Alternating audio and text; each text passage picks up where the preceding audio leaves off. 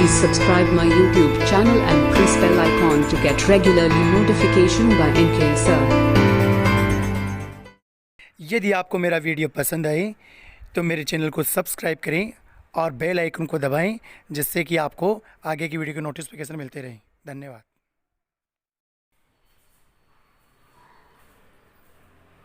Good morning दोस्तों, चर्चा कर चुके थे अपन रेखा एवं कोण की। उसके बाद में अपन अगले टॉपिक में पढ़ रहे थे ट्रायंगल, त्रिभुज, जिसके कुछ प्रकारों के बारे में अध्ययन कर चुके थे और त्रिभुज के जो मुख्य कुछ गुणधर्म है, कुछ क्वेश्चंस हैं, यानी काफी कुछ हमने त्रिभुज के बारे में पिछली क्लास में पढ़ा है। आज अपन चर्चा करने जा रहे हैं कुछ क्वेश्चंस की और उसके बाद में जो त्रिभुज के अगले गुणधर्म है उनकी चर्चा जारी रखेंगे। तो सबसे पहले अपने को क्वेश्चन दिया हुआ है कि किसी त्रिभुज में कोण ए बी व सी इस प्रकार दिए हुए हैं कि x + 15 a कोण है, 6x / 5 + 6 b कोण है, 2x + 3 + 30 c कोण है। आपको बताना है कि यह त्रिभुज किस प्रकार का त्रिभुज होगा। समबाहु त्रिभुज होगा, न्यून कोण त्रिभुज होगा, समकोण त्रिभुज होगा या फिर अधिक कोण त्रिभुज होगा। तो देखिए, कोण a + कोण b + कोण c = 180। तीनों कोणों का योग कितना होगा? 180 डिग्री होगा।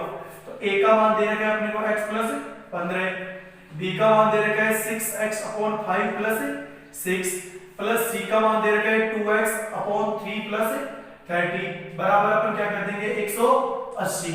अब ध्यान से देखिए, इसमें जो नॉर्मल संख्याएं हैं 15 और 6 21, 21 और 30 51। तो अपन ऐसा करते हैं, x + 6x / 5 plus 2x / 3, x वाले पदों को तो एक साइड रख लेते हैं, प्लस इन सबको जोड़ो तो कितने हो गए? 51 बराबर 180। अब x + 6x / 5 प्लस 2x / 3 = 180 और 51 को ले जाते हैं अपन उधर, तो किसका हो जाएगा? माइनस का। अब अपन इसमें लघुत्तम लेते हैं, तो 5 और 3 का लघुत्तम 15, 1 का मान 15 में 15 बार, तो ये हो जाएगा 15x। ये 3 बार, 5 × 3 = 15, 3 को 6 से करेंगे 18x। ये 3 × 5 = 15, 5 दूनी 10x बराबर 180 में से 51 को माइनस करेंगे तो कितना आएगा? 129। और फिर 15 और 15 30 33, तो ये तो कितना हो गया? 33 और ये 10 43, तो कितना हो जाएगा? 43x / 15 = 129। अपॉन 1 कर सकते हैं, किसी भी संख्या के नीचे एक आधा देने से संख्या में कोई फर्क नहीं पड़ता। वजन गुणा करें, 43x को 1 से करेंगे तो 43x 129 × 15, x बराबर 129 × 15 अपॉन 43। तो 43 × 43 और 43 × 129, तो x का मान कितना आ जाएगा? 15। x का मान कितना आ गया दोस्तों? 15 आ गया। अब अपन कोणों की वैल्यू निकालते हैं। तो सबसे पहले पहला कोण यानी कि चलो ऐसे देख लो, पहला कोण छोड़ो, कोण a का मान कितना था? x + 15। तो कोण a बराबर x का मान आ गया 15, 15 + 15 कितना हो गया? 30, 15 + 15 कितना हो गया? 30, x का मान आ गया 30। फिर बात करते हैं अपन किसकी? सेकंड एंगल की। सेकंड एंगल कौन सा है? कोण b। ध्यान दीजिए, सेकंड एंगल कौन सा है? कोण b। इसकी बात करें तो 6x / 5 + 6, ये अपना क्या था? सेकंड कोण।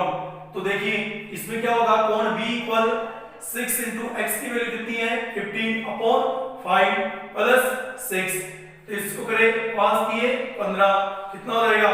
5 से कट जाएगा 3 बार, 3 × 6 = 18, कितना हो गया? 3 × 6 = 18 + 6। तो आप देखिए यहाँ पर कुछ त्रुटि है, यहाँ पे कुछ त्रुटि अपने सामने आ रही है। क्या हो त्रुटि? एक बार इसका ध्यान से आप अवलोकन कीजिए।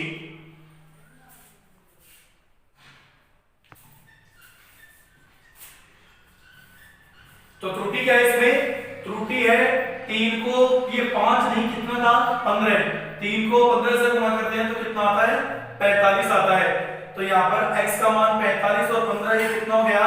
60। इसी प्रकार कोण b की वैल्यू देखिए अपन, तो कोण b = 6 × 6 इंटू एक्स की वैल्यू कितनी है 45 अपॉन 5 प्लस 6, ये 5 को 45 को काटेंगे 9 बार, 9 छीके 54, 54 प्लस 6 कितना हो जाएगा 60। फिर एंगल सी की वैल्यू निकालें तो सी की वैल्यू है 2 इंटू एक्स, 2 इंटू एक्स की वैल्यू 45 अपॉन 3 प्लस 30, 3 का भाग 45 में कितना आता है 15, 15 दूनी 30, 30 प्लस 30 कितना हो गया 60। अब अगर अपन ध्यान से देखें तो देखिए कोण A बराबर कोण B बराबर कोण C बराबर 60, तीनों ही कोणों का मान 60 डिग्री है, यानी ऐसा त्रिभुज जिसकी तीनों कोण बराबर हो तो वो त्रिभुज कैसा होता है सब जानते हैं, वो एक इक्विलैटरल ट्रायंगल होता है, समबाहु त्रिभुज होता है। तो यहाँ पर ऑप्शन हो जाएगा ए। तो ये था अपना पहला क्वेश्चन जिसमें पूछा गया था कि कोणों की वैल्यू दे रखी थी कि कोण किस प्रकार के होंगे। अब चर्चा करते हैं अपन क्वेश्चन नंबर 2 की। तो देखिए क्वेश्चन नंबर 2 क्या है।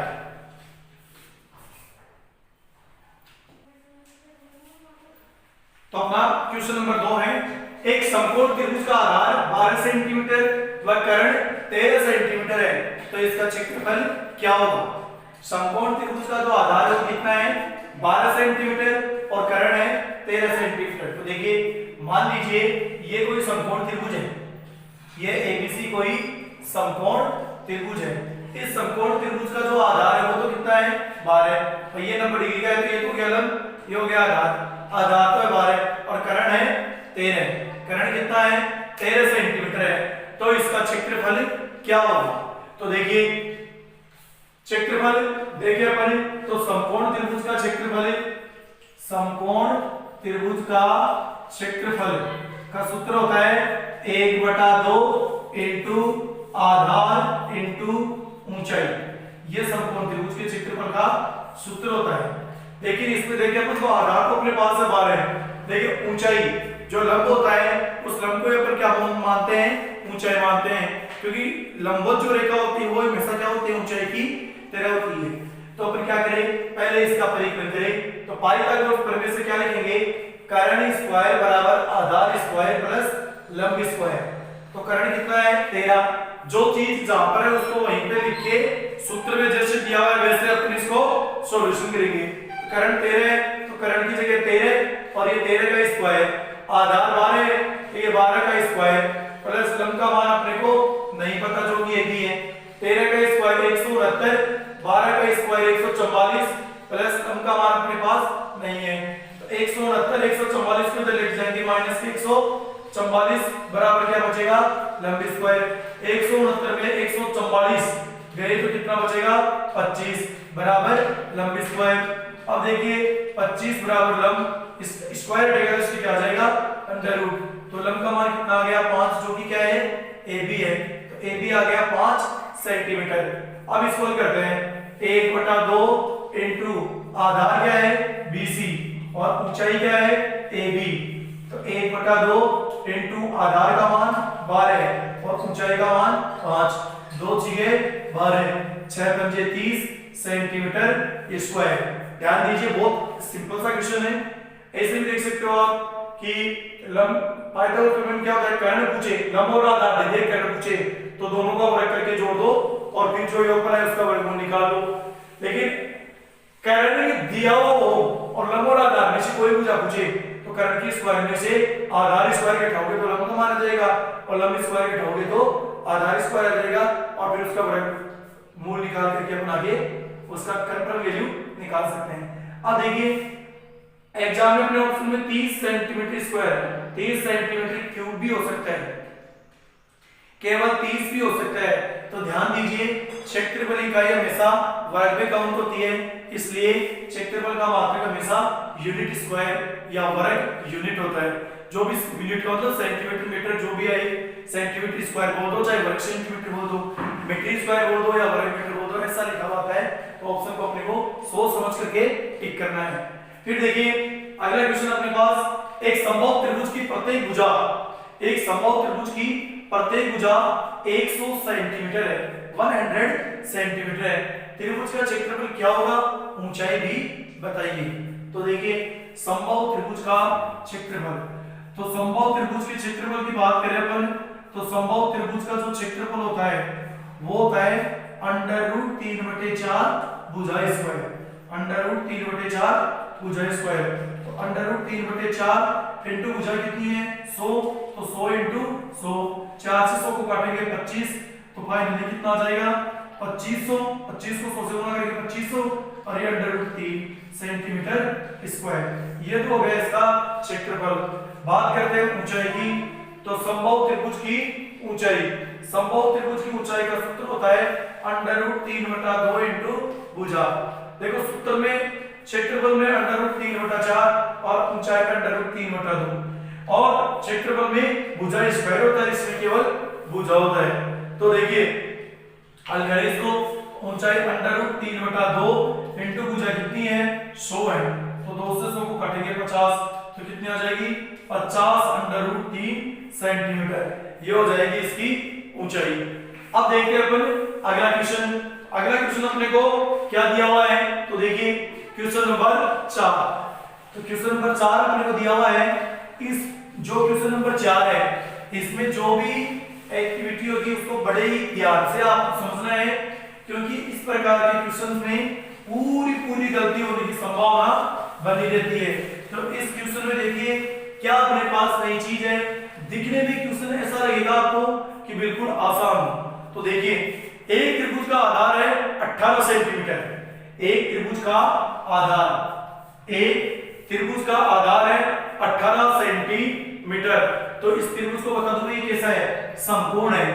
एक समकोण त्रिभुज का आधार, एक समकोण त्रिभुज का आधार आपको दिया हुआ है 18 सेंटीमीटर और ऊंचाई आपको दे रखी है 0.1 मीटर। वह ऊंचाई आपको दी हुई है 0.1 मीटर। ध्यान दीजिए एक समकोण त्रिभुज का, ये अपना चल रहा है क्वेश्चन नंबर 4। एक समकोण त्रिभुज का जो आधार है, समकोण त्रिभुज का जो आधार है वो क्या है 18 सेंटीमीटर, जबकि ऊंचाई है वो कितनी है 0.1 मीटर। तो कह रहा है कि इसका क्षेत्रफल क्या होगा, तो क्षेत्रफल ज्ञात कीजिए। तो क्षेत्रफल क्या होगा या ज्ञात कीजिए की बात है, ये इसने क्षेत्रफल पूछा है। तो देखिए दोस्तों समकोण त्रिभुज का आधार दे दिया, ऊंचाई दे दिया। तो देखो सिंपल सा अपन करें तो अपने दिमाग में आता है समकोण त्रिभुज का क्षेत्रफल। समकोण त्रिभुज का क्षेत्रफल बराबर आता है 1/2 आधार गुणा ऊंचाई, 1/2 आधार गुणा ऊंचाई। मैंने आपको क्वेश्चन बताने से पहले बताया कि क्वेश्चन दिखने में बहुत ही आसान है, लगता भी है कि तुरंत हो जाएगा, आधार दे दिया ऊंचाई दे दी हो जाएगा, लेकिन इसमें बहुत ही बारीकी से ध्यान रखना है। जो आधार है वो अपने को दिया हुआ है 18 सेंटीमीटर। इस यूनिट में ध्यान दीजिए सेंटीमीटर, जबकि ऊंचाई है वो किसमें है मीटर में है, ऊंचाई है वो किसमें है मीटर में है। तो दोस्तों हमेशा ध्यान रखना जब भी कोई क्षेत्रफल का प्रश्न करो, क्षेत्रफल आयतन कुछ भी इस प्रकार का क्वेश्चन करो, तो उसमें जो यूनिट होती है वो यूनिट क्या होनी चाहिए, सेम होनी चाहिए।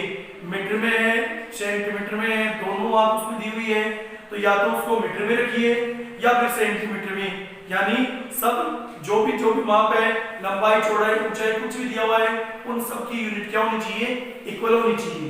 तो देखिए 1/2 इंटू आधार, चलो सेंटीमीटर में ले लेते हैं, आधार ले लिया सेंटीमीटर में, लेकिन अपनी जो ऊंचाई है वो ऊंचाई अपने को दी हुई है किसमें, मीटर में, 0.1 मीटर।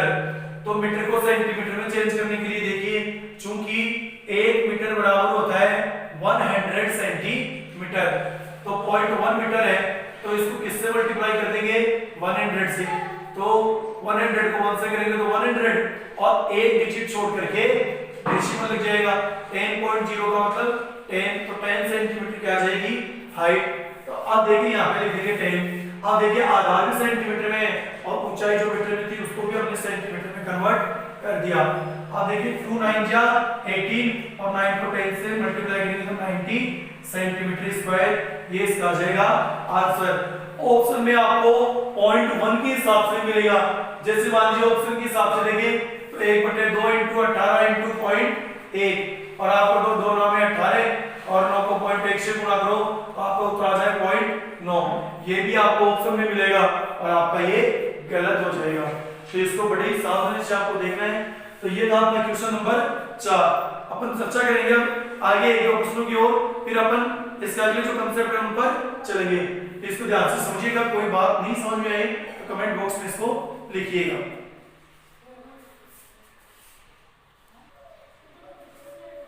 बात करते हैं अपने अगले क्वेश्चन नंबर 5 की।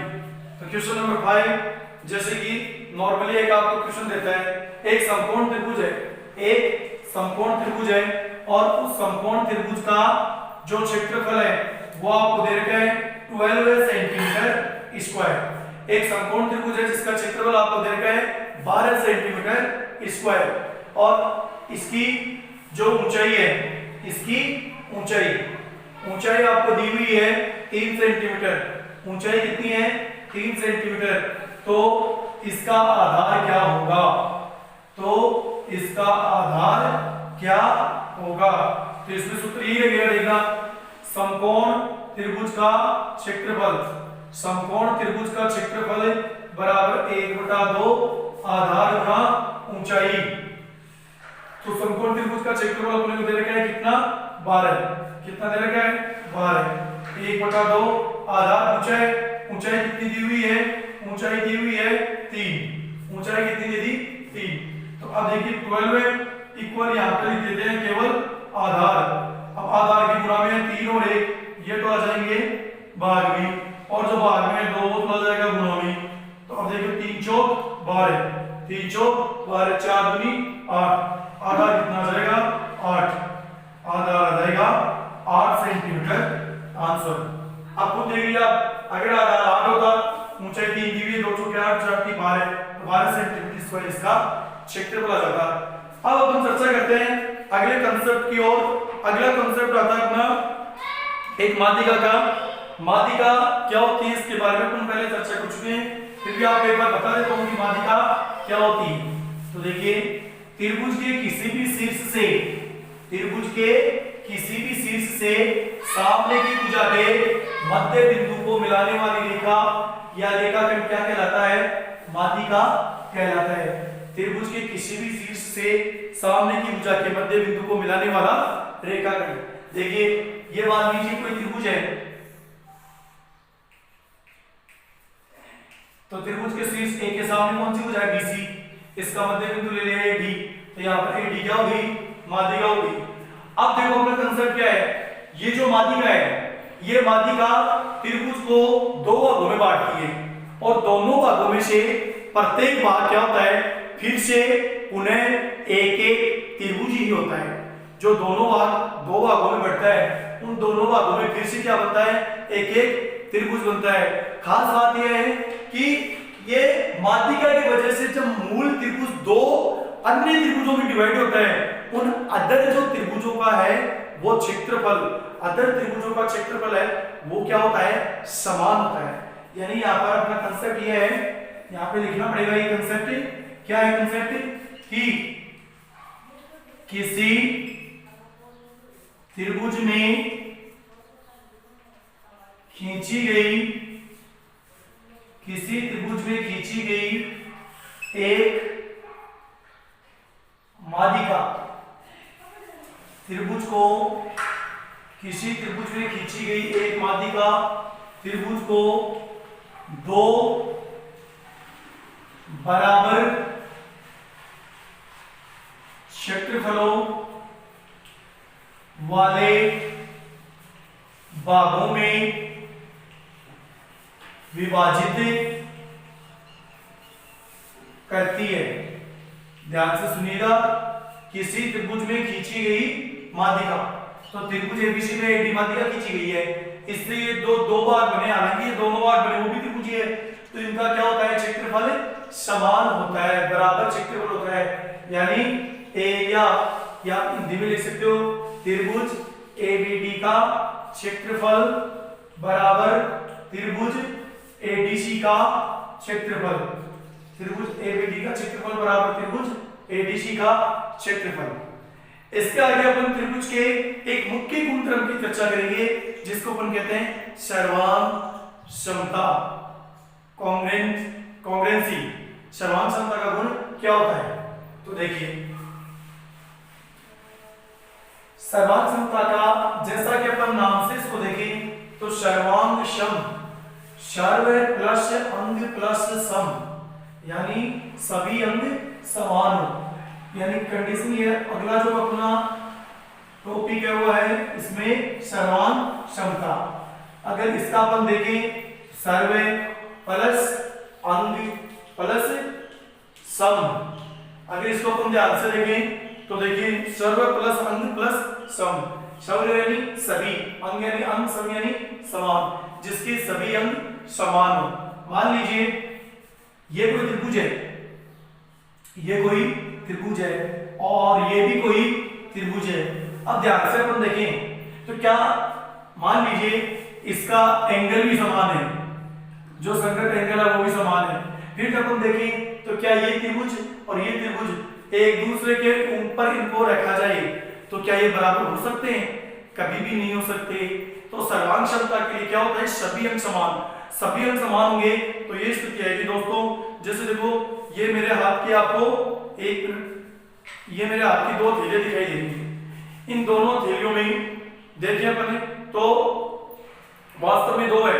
अगर मैं इनको एक दूसरे को इस प्रकार से ढक लूं और फिर यहां से इसका फोटो लिया जाए तो फोटो में क्या आएगा? एक, यानी वास्तव में कितनी है? दो, लेकिन दिखने में कितनी प्रतीत होगी है? एक। इसको बोलते हैं अपन ओवरलैप्ड कंडीशन, यानी संपाती स्थिति। कहने का मतलब एक त्रिभुज दूसरे त्रिभुज के संपाती हो तभी अपन उनको क्या बोलते हैं? सर्वांगसम त्रिभुज कहते हैं।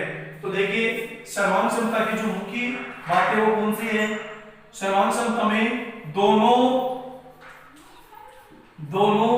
आकृति दिया है कि दोनों आकृतियों का आकार समान होना चाहिए। दोनों आकृतियों का आकार समान होना चाहिए। दूसरी जो इसमें कंडीशन हो क्या है? दोनों आकृतियों की आमाप, दोनों आकृतियों उन आकृतियों में जैसे त्रिभुजों के लिए नहीं, अन्य वृत्त है, वर्ग है, आयत है, सबके लिए सत्य होता है, इसलिए मैं आकृति शब्द यूज कर रहा हूं। यार त्रिभुज के संदर्भ में देखें तो ये भी बोल सकते हैं कि दोनों त्रिभुजों का आकार समान होना चाहिए। दोनों त्रिभुजों का आमाप, जिसको बोलते हैं आमाप का मतलब होता है वही मेजरमेंट, जो भुजाओं की कोणों की जो माप है, आमाप क्या होना चाहिए? समान होना चाहिए। दोनों आकृतियों का आमाप भी समान होना चाहिए, तब वो क्या होते हैं? दोनों त्रिभुज सर्वांगसम होते हैं। अब सर्वांगसम त्रिभुज में अपन देखें तो देखिए मान लीजिए मैं कंडीशन लेता हूं और उस कंडीशन में ये मैंने एक त्रिभुज लिया और ये मैंने दूसरा त्रिभुज लिया। लगभग दोनों त्रिभुज क्या है? एक दूसरे को संपाती कर लेंगे, यानी बराबर है। फिर भी देखिए इस त्रिभुज का नाम ले रहा हूं मैं ए बी सी और इस त्रिभुज का नाम ले रहा हूं डी ई एफ। मान लीजिए ये एंगल 30 का है तो ये भी 30 का। मान लीजिए ये एंगल 80 डिग्री का है तो ये भी 80 डिग्री का। मान लीजिए ये एंगल 70 का है तो ये भी 70 का। अब देख लीजिए 100 180 100 180 ठीक है, हो गया। तो ये दोनों त्रिभुजों के संगत एंगल हो गए। अब अपन इनको ध्यान से देखें तो सर्वांग समान करते हुए मैंने भी बताया आपको क्या होना चाहिए? आकार समान होना चाहिए। तो आकार समान है कैसे? ये भी त्रिभुजाकार है और ये भी त्रिभुजाकार है। इससे क्या जाहिर होता है? इससे जाहिर होता है कि दोनों का आकार समान है। अब बात आती है किसकी? मेजरमेंट की, माप की, विमा की। तो माप की बात करें तो मान लीजिए ये 3 है तो ये भी 3 है, ये 4 है, ये भी 4 है, ये 5 है, ये भी 5 है। माप भी देखें तो क्या है? संगत जो भुजाएं हैं, संगत जो कोण है वो क्या है? बराबर है। तो यहां पर मैं ये कह सकता हूं कि त्रिभुज एबीसी सर्वांगसम है त्रिभुज डीईएफ के। त्रिभुज एबीसी सर्वांगसम है त्रिभुज डीईएफ के। ये बराबर का चिन्ह और इस पर एक वक्र रेखा का साइन, ये किसको दर्शाता है? सर्वांग क्षमता को। अब देखिए दोस्तों, त्रिभुज एबीसी है सर्वांग हो गई, तो इसमें सर्वांग हुआ तो क्या क्या होगा, AB भुजा है वो बराबर है किसके, DE के, साथ ही BC भुजा है, BC भुजा बराबर है किसके, EF के। फिर बात करें अपन AC भुजा की, तो AC भुजा बराबर है किसके, DF भुजा के। फिर एंगल्स की बात करें तो कोण A बराबर है D के, कोण B बराबर है E के और कोण C बराबर है F के। तो यहाँ पर ध्यान देने वाली बात यह है, भुजाओं के आधार पर 3 बिंदु बनते हैं और कोणों के आधार पर 3 बिंदु बनते हैं। टोटल अपने कितने बिंदु बनते हैं, 6 बिंदु बनते हैं। तो क्या ये जरूरी है कि हर बार दो त्रिभुजों में ये 6 के 6 अवयव मिले, ये 6 के 6 पॉइंट मिले, तभी दोनों त्रिभुज सर्वांगसम हो, अन्यथा दोनों त्रिभुज सर्वांगसम नहीं होंगे। क्या ये बात जरूरी है क्या? बिल्कुल ऐसा कदापि जरूरी नहीं है कि 6 के 6 ही मिले। अगर केवल 3 भी मिल जाते हैं तो भी क्या होते हैं, दोनों त्रिभुज सर्वांगसम होते हैं। अब वो कौन से होंगे, कौन से 3, उसमें हो सकता है एक कोण 2 भुजाएं हो, तीनों भुजाएं हो, 2 कोण 1 भुजा हो, यानी अलग अलग कंडीशन होती है। तो अब हम पढ़ेंगे द क्राइटेरिया ऑफ कॉन्ग्रुएंस, सर्वांग समता के नियम। देखिए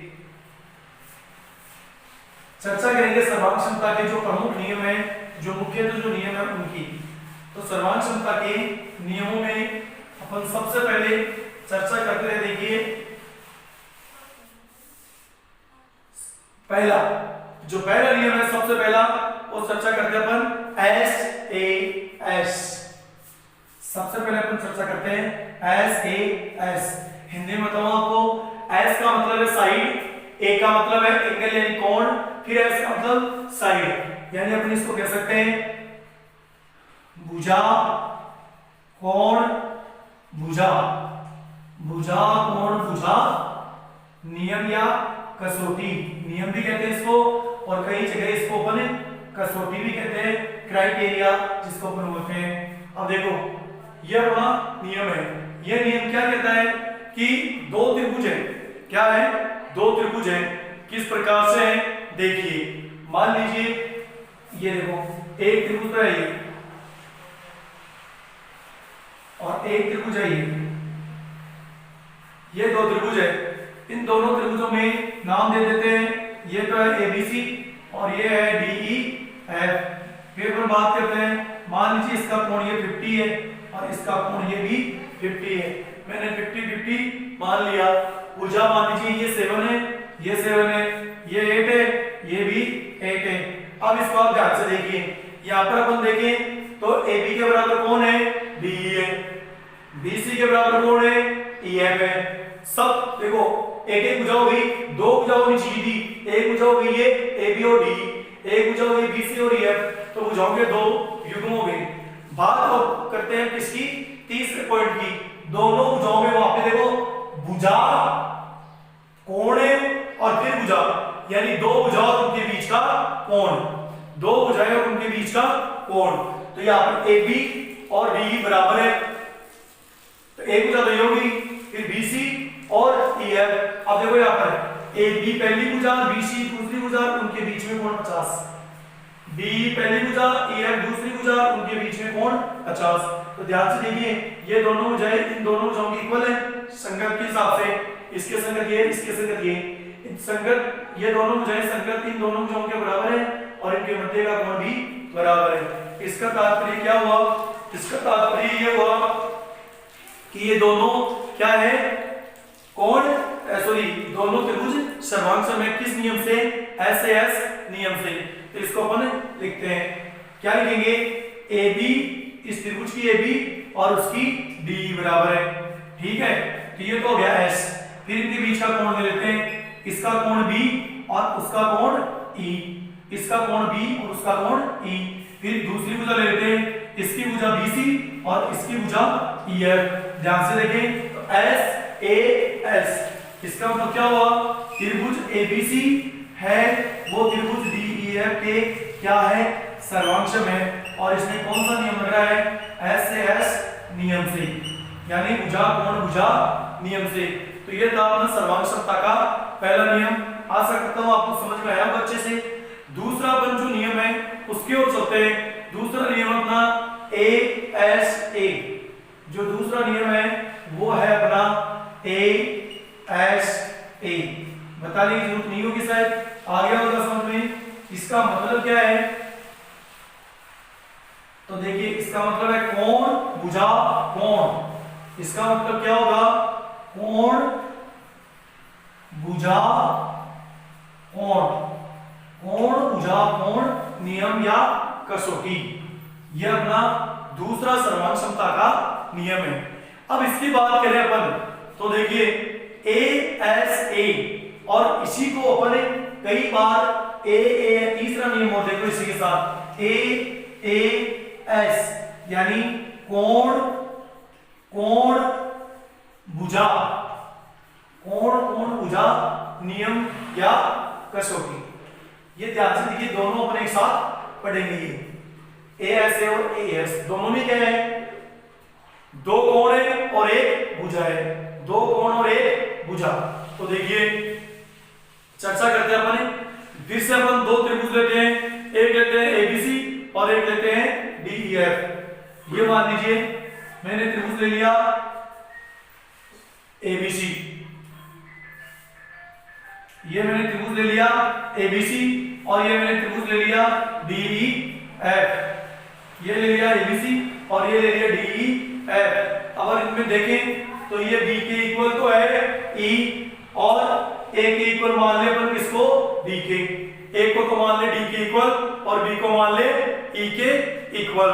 तो देखिए यहाँ पर क्या होगा, साथ ही अपन ये देखें कि AB भुजा है वो किसके बराबर है, DE भुजा के बराबर है। AB भुजा है वो किसके बराबर है, DE भुजा के, और एंगल A है वो किसके बराबर है, D के। तो ध्यान से देखिए यहाँ पर देखें तो एंगल A किसके बराबर है, D के। साथ ही जो भुजा AB है, AB भुजा है वो किसके बराबर है, DE भुजा के, और एंगल B है वो किसके बराबर है, एंगल E के। यानी तीन चीजें मैंने बताई आपको। पहली चीज क्या बताई, AB जो एंगल A है वो किसके बराबर है, D के। देखिए यहाँ से जो बता रहा हूं। फिर मैंने आपको बताया AB भुजा है वो DE के बराबर है। फिर मैंने बताया एंगल B है वो एंगल E के बराबर है। तो देखिए एक चीज यहाँ पर सोचने की है,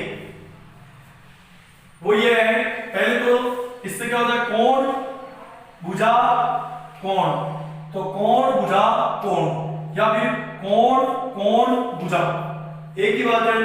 तो यहाँ पर सबसे पहले तो त्रिभुज ABC है वो सर्वांग क्षमता त्रिभुज DEF की।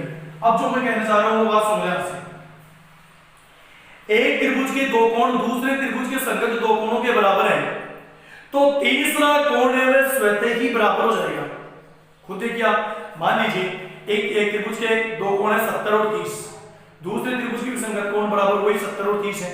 इसका तीसरा कोण क्या होगा, पहले का 80, क्योंकि त्रिभुज के तीनों कोण बराबर 180 होता है, तो उसका भी क्या होगा 80।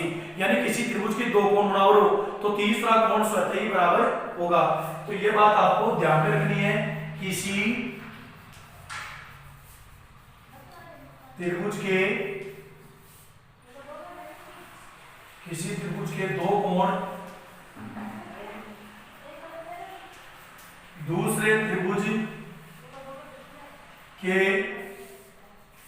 दूसरे त्रिभुज के संगत दो कोणों के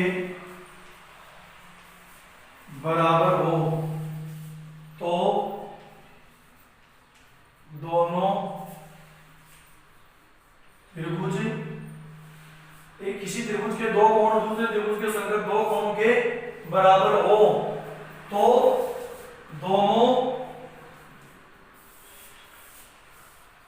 त्रिभुजों का तीसरा कोण भी बराबर होगा। तो दोनों त्रिभुजों का तीसरा कोण भी बराबर होगा। मैंने एग्जांपल से आपको ये अच्छे से समझा दिया। तो इसमें इस नियम, ये दोनों नियम एक ही है, इसको कोण भुजा कोण भी कहते हैं और इसी को कोण कोण भुजा भी कहते हैं। तो दोनों ये एक ही एग्जांपल में समाहित हो जाएगा। तो ये दोनों मतलब लिखने का जो स्टाइल है, तरीका है, वो अलग अलग है, लेकिन है दोनों एक ही। ASA कोण भुजा कोण कहते हो, चाहे कोण कोण भुजा कह दो। कहने का मतलब दो कोण और एक भुजा। बात करते हैं अपन अगले नियम की ओर। अगला नियम अपना जो चौथा नियम है वो है भुजा भुजा भुजा नियम। जो अपना चौथा नियम है वो कौन सा है देखिए। तो चौथा नियम अपना आपको बताया मैंने भुजा भुजा भुजा। तो देखिए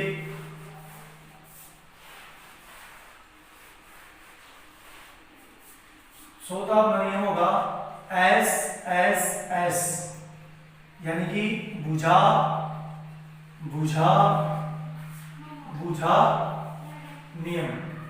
तो इसमें क्या होगा देखो, इसमें आपको दो त्रिभुज, क्योंकि समान क्षमता के दो आकृति चाहिए एबीसी और डीईएफ। इसमें क्या होगा, त्रिभुज की एक त्रिभुज की तीन भुजाएं दूसरे त्रिभुज की संख्या तीन भुजाओं के बराबर होंगी। तो दोनों त्रिभुज क्या होंगे, सर्वांगसम होंगे। कैसे देखिए, मान लीजिए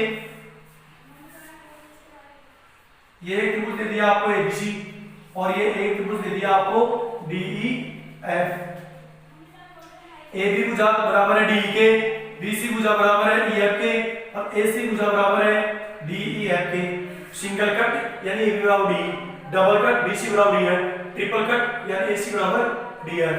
तो यहां पर मैं लिखूंगा AB बराबर है DE के, BC बराबर है EF के, AC बराबर है DF के।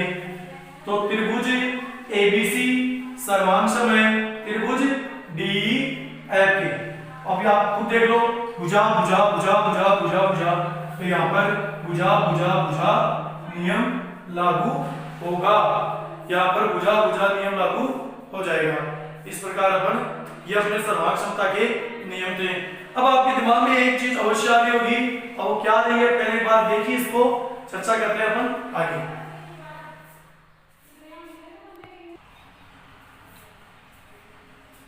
तो अपन मैं जो बता रहा था आपको कि एक इसमें चर्चा करेंगे अपन, एक बिंदु है। क्या है वो बिंदु देखिए। अब जैसे भुजा भुजा भुजा ये अपने दिमाग में आ रहा है, ये नियम होता है, दिमाग में आ रहा है, होता भी है और ऐसा हमने किया भी है। आपके दिमाग में ये भी आ रहा होगा कि कौन कौन कौन, जब भुजा भुजा भुजा है तो कौन कौन कौन नियम भी होता होगा। तो मैं दोस्तों आपको बता दूं कि सर्वांग क्षमता में कोण कोण कोण नियम नहीं होता है।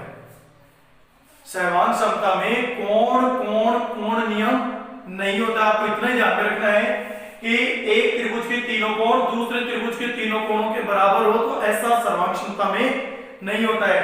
ये कहां होता है, ये होता है आपकी सिमिलरिटी में, समरूपता में होते हैं। जब समरूपता की चर्चा करेंगे तब आगे आपको बताएंगे इसके बारे में, लेकिन फिलहाल सर्वांग क्षमता में ये कोई नियम नहीं होता है।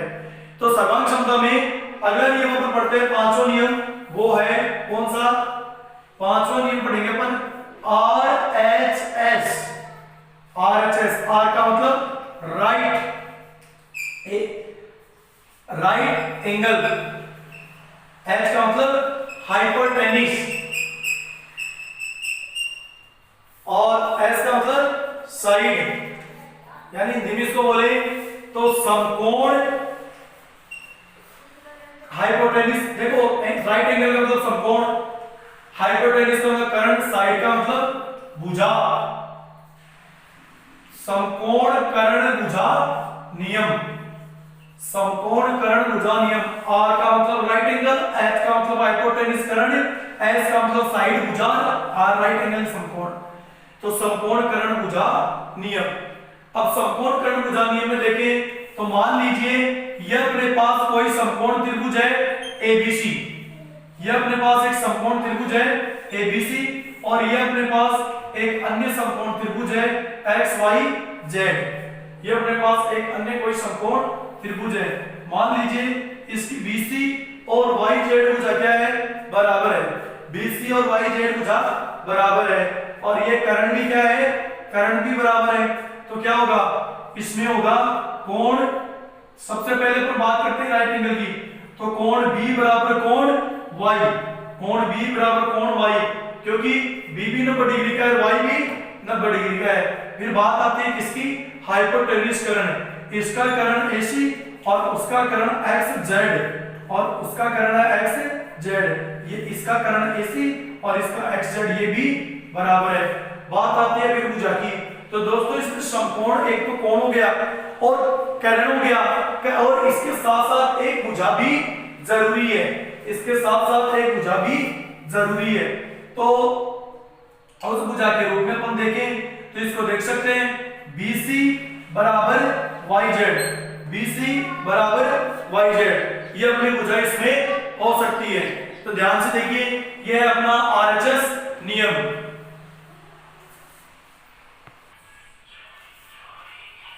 तो ये अपना हो गया, ठीक है। अब देखिए इसमें अपन देखेंगे तो AC क्या था कर्ण, अब इसमें जो साइड है साइड BC हमने ली तो इसकी जगह अपन साइड कौन सी ये भी ले सकते हैं AB और XY भी ले सकते हैं।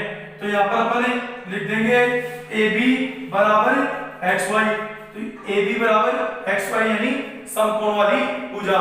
तो समकोण वाली भुजा लेना ही ज्यादा बेटर होगा। तो अपन क्या ले सकते हैं, ये तो हो गया समकोण के साथ बराबर, ये समकोण की एक भुजा हो गई। तो बात क्या गई, समकोण हो गया और AB और XY ये भुजा हो गई और AC और XZ कर्ण हो गया। समकोण समकोण 90 AC XZ AC XZ हो गया कर्ण। तो समकोण कर्ण और AB और XY जो समकोण वाली भुजा है वो ले ली, तो समकोण कर्ण भुजा। तो दोनों त्रिभुज क्या हो गए सर्वांगसम, त्रिभुज ABC सर्वांगसम त्रिभुज XYZ। इस प्रकार से ये दोनों त्रिभुज सर्वांगसम हो गए right angle hypotenuse side RHS नियम से। इसके बाद में अपन चर्चा करते हैं, तो ये अपने सर्वांगसमता का अंतिम बिंदु था। इसके बाद में अपन चर्चा करेंगे इसके आगे के गुणधर्मों की। तो इसमें एक सबसे इंपॉर्टेंट बात निकल के आती है सर्वांगसमता से, जिस पर आधारित कई एग्जामों में प्रश्न पूछा जाता है। क्या है वो कथन, ध्यान से सुनिएगा। दो सर्वांगसम त्रिभुजों, दो सर्वांगसम त्रिभुजों, तो देखिए दो सर्वांगसम, बहुत इंपॉर्टेंट वक्तव्य है। दो सर्वांगसम त्रिभुजों के क्षेत्रफल व परिमाप बराबर होते हैं। दो सर्वांगसम त्रिभुजों के क्षेत्रफल व परिमाप हमेशा क्या होते हैं, बराबर होते हैं। तो मैं दोस्तों इस पर एक क्वेश्चन पूछता हूं आपसे कि एक त्रिभुज है ABC और एक त्रिभुज है XYZ, एक त्रिभुज है ABC और एक त्रिभुज है जो PQR मान लो, एक त्रिभुज है PQR। ये अपने पास दो त्रिभुज है और दोनों त्रिभुज क्या है सर्वांगसम है। एक त्रिभुज है ABC और एक त्रिभुज है PQR, दोनों त्रिभुज सर्वांगसम है। प्रश्न ये है कि त्रिभुज ABC का क्षेत्रफल, AR का मतलब होता है एरिया यानी क्षेत्रफल। त्रिभुज ABC का क्षेत्रफल अपने को दिया हुआ है, मान लीजिए 120 सेंटीमीटर स्क्वायर। त्रिभुज ABC का क्षेत्रफल दिया हुआ अपने को 120 सेंटीमीटर स्क्वायर। तो त्रिभुज PQR का क्षेत्रफल क्या होगा, तो त्रिभुज PQR का क्षेत्रफल क्या होगा, तो आपका आंसर क्या होगा, त्रिभुज PQR का क्षेत्रफल भी क्या होगा 120 सेंटीमीटर स्क्वायर ही होगा। क्यों, क्योंकि दो सर्वांगसम त्रिभुजों का क्षेत्रफल बराबर होता है। एक क्वेश्चन और पूछते हैं, मान लीजिए दो त्रिभुज है ABC और DEF और दोनों त्रिभुज क्या है सर्वांगसम है। अगर ये दोनों त्रिभुज सर्वांगसम है तो देखिए ध्यान से, ये दोनों त्रिभुज हैं सर्वांगसम। यदि त्रिभुज DEF का जो परिमाप है, त्रिभुज DEF का परिमाप है वो 121 मीटर है। त्रिभुज DEF का परिमाप कितना है 121 मीटर है। तो त्रिभुज ABC का परिमाप क्या होगा, तो त्रिभुज ABC का परिमाप क्या होगा, तो देखिए इसका आंसर क्या होगा, त्रिभुज ABC का परिमाप भी 121 मीटर ही होगा। कारण क्योंकि दो सर्वांगसम त्रिभुजों के जो परिमाप होते हैं वो क्या होते हैं, बराबर होते हैं। तो दोस्तों आज हमने त्रिभुजों के बारे में काफी हद तक और काफी अच्छी जानकारी हासिल की। आशा करता हूँ आपको समझ में आया होगा। तो वीडियो देखने के बाद में इसे लाइक करें, कमेंट करें, शेयर करें, जैसा भी आपको लगे। कमेंट में कोई दिक्कत नहीं है, हर प्रकार के अपने को स्वीकार है। आप जैसा भी मेरे को अपने बड़े भाई समझ के जैसा भी आप सहयोग दोगे वो मुझे मंजूर है। तो लाइक करना, कमेंट करना और शेयर करना ना भूलें। और राइट साइड में जो लाल कलर का सब्सक्राइब बटन है उसको प्लीज प्रेस कीजिए और घंटी के निशान को अवश्य दबाइए। तब तक के लिए धन्यवाद, मिलते हैं अगली क्लास में। जय Hind.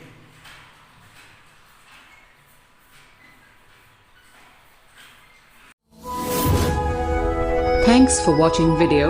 Please subscribe YouTube channel and press bell icon.